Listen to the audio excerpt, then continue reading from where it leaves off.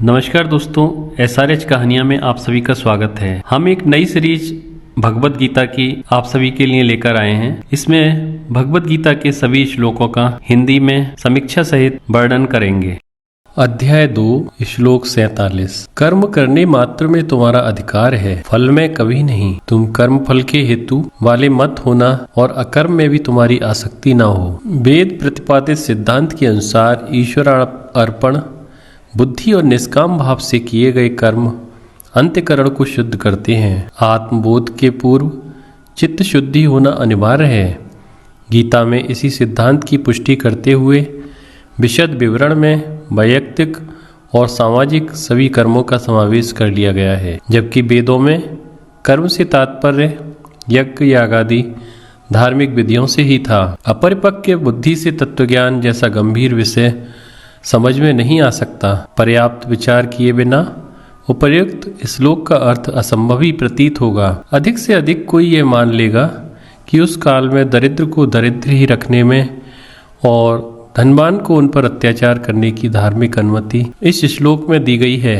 केवल बौद्धिक विचार करने वाले व्यक्ति को फलासक्ति न रखकर कर्म करने का आदर्श अव्यावहारिक और असंभव प्रतीत होगा, परंतु वही व्यक्ति अध्ययन के पश्चात अपने कर्म क्षेत्र में इसका पालन करके देखे तो उसे यह ज्ञात होगा कि जीवन में वास्तविक सफलताओं को प्राप्त करने की यही एकमात्र कुंजी है। इसके पूर्व प्रेरणा का जीवन जीने की कला जो कर्मयोग के रूप में बताई गई थी, उसी की शिक्षा यहाँ श्री कृष्ण पुनः अर्जुन को दे रहे हैं। अनुचित संकल्प विकल्प जीवन के विष हैं। जीवन में सभी असफलताओं का मूल मन स्थिरता के अभाव में निहित है, जो सामान्य भविष्य में संभाव्य हानि के भय की कल्पना मात्र का परिणाम होता है। हम में से अधिकांश लोग असफलता की वजह से महान कार्य को अपने हाथों में लेना ही स्वीकार नहीं करते, और जो कोई थोड़े लोग ऐसा साहस करते भी हैं तो अल्पकाल के बाद निरुत्साहित होकर उस कार्य को अपूर्ण ही छोड़ देते हैं।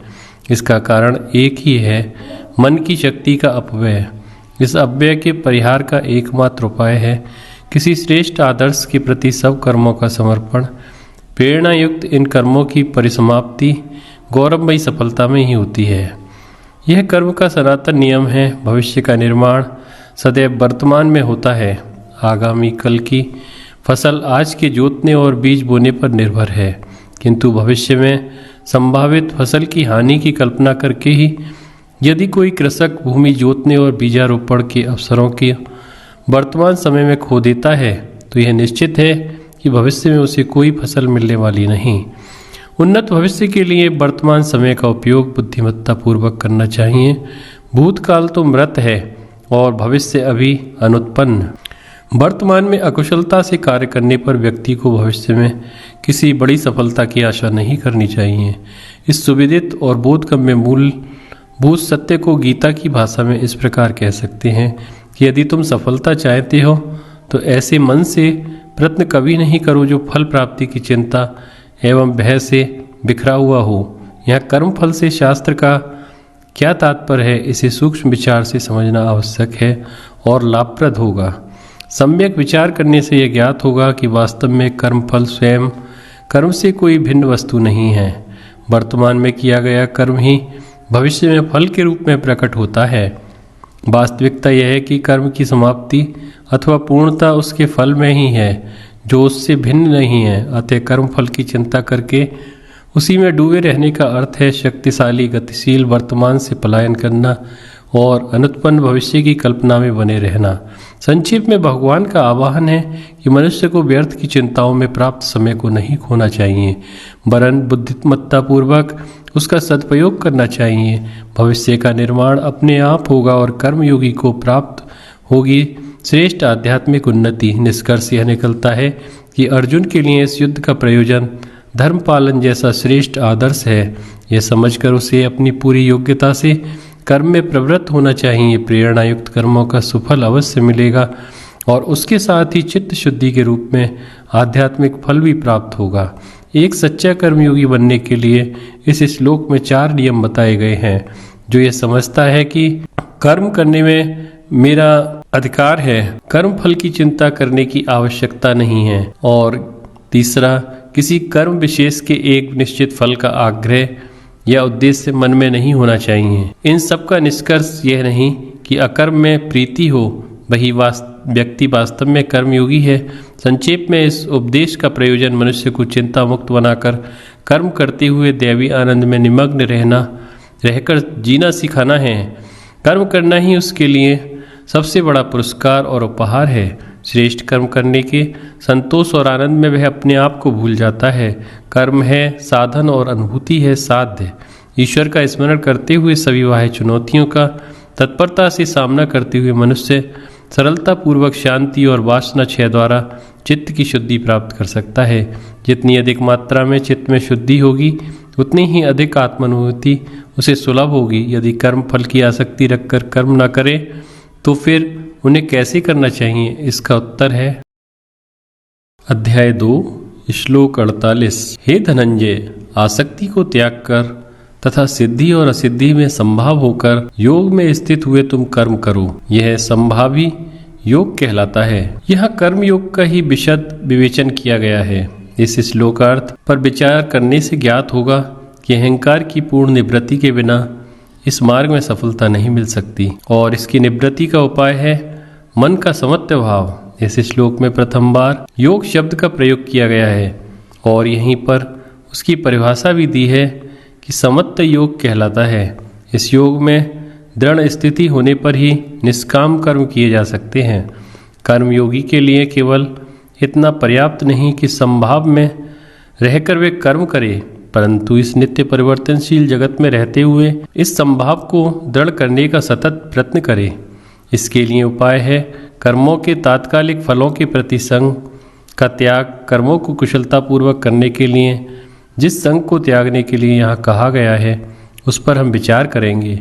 इसके पूर्व के श्लोकों में श्री कृष्ण ने जिन आसक्तियों का त्याग करने को कहा था वे सब संग शब्द से इंगित की गई हैं, अर्थात विपरीत धारणाएं, झूठी आशाएं, दिवा स्वप्न, कर्म फल की चिंताएं और भविष्य में संभाव्य अनर्थों का भय, इन सब का त्याग करना चाहिए। त्याज्य गुणों की इस सूची को देखकर किसी भी साधनरत सच्चे साधक को यह सब करना असंभव ही प्रतीत होगा, परंतु उपनिषदों के सिद्धांतों को ध्यान में रखकर और अधिक विचार करने पर हम सरलता से इस गुत्थी को सुलझा सकेंगे। उपर्युक्त सभी कष्टप्रद धारणाएं एवं गुत्थियां भ्रांति जनित अहंकार की ही हैं। यह अहंकार क्या है? भूतकाल की स्मृतियों और भविष्य की आशाओं की गठरी।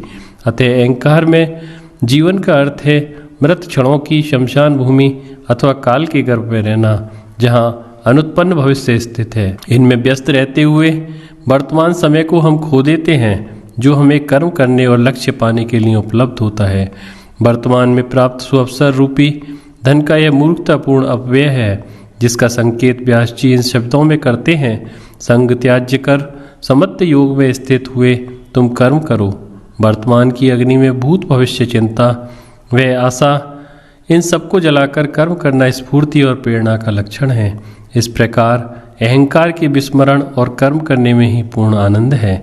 ऐसे कर्म का फल सदैव महान होता है। कलाकृति के निर्माण के क्षणों में अपने आप को कृति के आनंद में निमग्न होकर कार्यरत कलाकार इस तथ्य का प्रमाण है। वैसे इसे समझने के लिए कोई महान कलाकार होने की आवश्यकता नहीं है। जीवन में किसी कार्य को पूरी लगन और उत्साह से जब हम कर रहे होते हैं, उस समय यदि वहाँ कोई व्यक्ति आकर खड़ा हो जाए तब भी हमें उसका भान नहीं रहता। आनंद की उस अनुभूति से नीचे अहंकार के स्तर पर उतरकर आगंतुक को उत्तर देने में भी हमें कुछ समय लग जाता है।